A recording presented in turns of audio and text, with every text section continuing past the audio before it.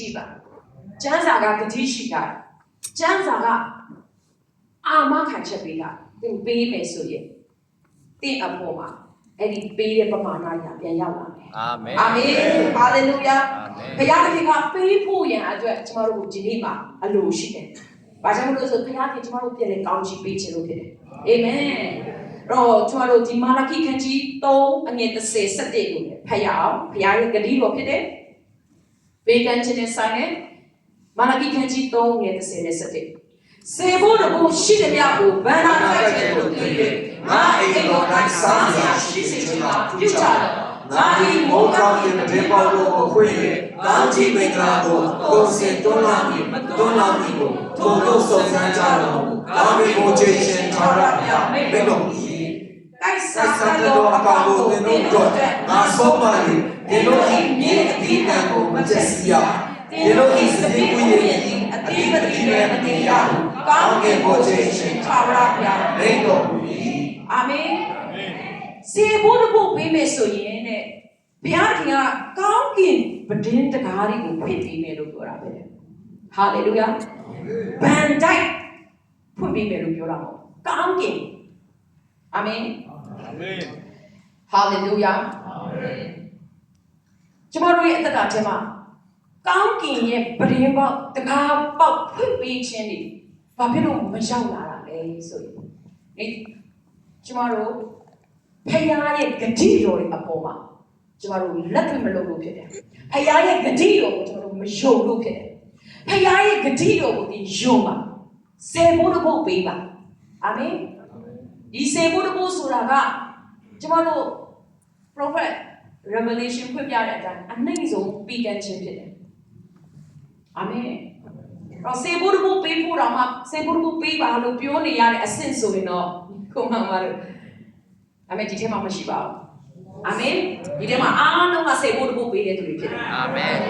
ကျမ်းစာမှာပြောလဲဆိုဖခင်သခင်ရဲ့အိမ်တော်မှာစားစရာရှိစေခြင်းကပြောထားတာဖြစ်တယ်အာမင်အတင်းတော်ကိုပေးရလူကိုပေးရမှာမဟုတ်အတင်းတော်ကိုယူလာရမှာဖြစ်တယ်ဒီရဲ့စေဖို့တဖို့တွေကဖခင်เจ้าကိုလာတဲ့အခါမှာဘိန်းဘက်တော်ကိုလာတဲ့အခါဝုပြုတ်ကိုဝေလာတဲ့အခါမှာစေဖို့တဖို့တွေယူလာပါအဲ့ဒီစေဖို့တဖို့သင်ယူလာမယ်အဲ့ဒီဂတိတော်ကိုသင်ယုံမယ်အဲ့ဒီပဋိညာဉ်ကိုသင်ယုံကြည်ပြီးပေးမယ်ဆိုရင်သင်ရဲ့တရားထဲမှာဖခင်သခင်ရဲ့ကောင်းကင်ပဋိညာဉ်မိုးကောင်းကင်ပဋိညာဉ်ပေါက်တွေကိုခွင့်ပြီးသင်ကိုကောင်းချီးပေးမှာဖြစ်တယ်ဟာလေလုယာအာမင်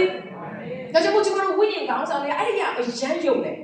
အဲ့ဒီဂတိတော်ကိုသူတို့အယံယုံတယ်ဒါကြောင့်သူတို့ကလေဆယ်ဖို့တဖို့မှာဆယ်ဖို့တဖို့ပဲမပေးဘူးအခုဆိုဆယ်ဖို့တဖို့ကျွန်တော်ဝိညာဉ်ကောင်းဆောင်တွေသူတို့တက်တည်ခံတယ်အားလုံးကြားဖို့ဆယ်ဖို့တဖို့ငါဆယ်ဖို့ငါဖို့ပေးတယ်လို့ရှိတယ်ကျွန်တော်ဝိညာဉ်ကောင်းဆောင်တွေကဆရာကြီးဆိုလည်းအောင်ဆိုအခုဆိုသူဘာပြောလဲဆိုဆယ်ဖို့ကိုးဖို့ဖရားကိုပေးမယ်ဟာလေလုယာဘာလို့အဲ့လိုပေးရလဲသူအဲ့ဒီဂတိတော်ကိုယုံလို့ဖြစ်တယ်ဆယ်ဖို့တဖို့ပေးရင်ဖရားတကယ်မိုးကောင်းတဲ့ပဒင်းပေါက်ဖွင့်ပြီးကောင်းချီးမင်္ဂလာအကုန်အစင်တော်လာပေးတယ်ဆိုတာသူယုံလို့ဖြစ်တယ်ဟာလေလုယာဒီမှာရှိတဲ့ဒီကောင်မတို့ဖခင်ရဲ့ဂတိတော်ကိုကျွန်တော်တို့ယုံရအောင်ကျွန်တော်တို့အဲ့လိုဂတိတော်ကိုယုံပြီးတော့မှကျွန်တော်တို့လက်တွေ့လုပ်မယ်ဆိုရင်ဖခင်သခင်ရဲ့ဒီကောင်းကင်တမန်တွေကသူ့ရဲ့မိုးကောင်းကင်ပဒင်းပေါက်ကိုဖွင့်ပြီးမှတကားတွေကိုဖွင့်ပြီးမှသူ့ရဲ့ကောင်းချီးတွေကိုတွန်းလောင်းပေးမှဖြစ်တယ်အာမင်ဟာလေလုယာအာမင်တင်ကတော့စေဖို့တဖို့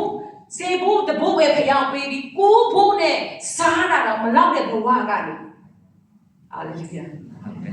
အာမင်စေဖို့ကိုးဖို့ပေးတဲ့တင်ဟာတဖို့ထဲနဲ့ရှိနေရင်လေ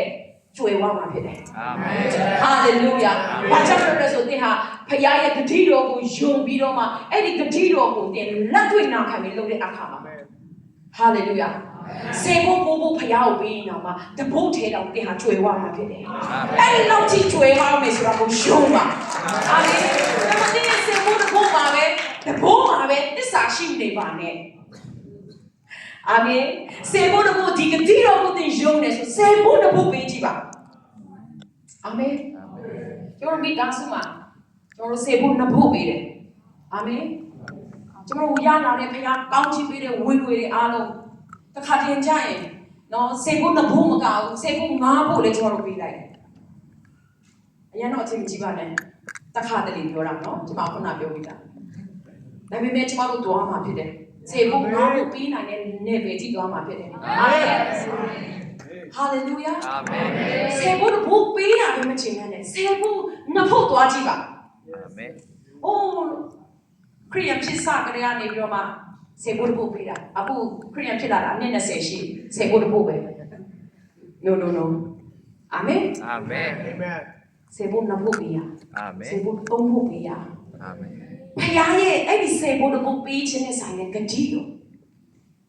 ကောင်းကြီးကောင်းမိုးကောင်းတဲ့တကားတွေကိုဖိပြီးကောင်းကြီးမင်္ဂလာအကုန်အစင်သွန်းလောင်းမယ်အဲ့ဒီဂတိတော်ကိုယူပါဘုရားတင့်ကိုကြွယ်ဝစေခြင်းနဲ့ဘုရားဖြစ်တယ်ဘုရားတင့်ကိုကောင်းချီးပေးခြင်းနဲ့ဘုရားဖြစ်တယ်အာမင်ဟာလေလုယာဘုရားတင့်ကိုကောင်းချီးပေးနိုင်တဲ့ဘုရားဖြစ်တယ်အာမင်အဲ့ဒီအဲ့လိုမျိုးဘုရားရဲ့ဂတိတော်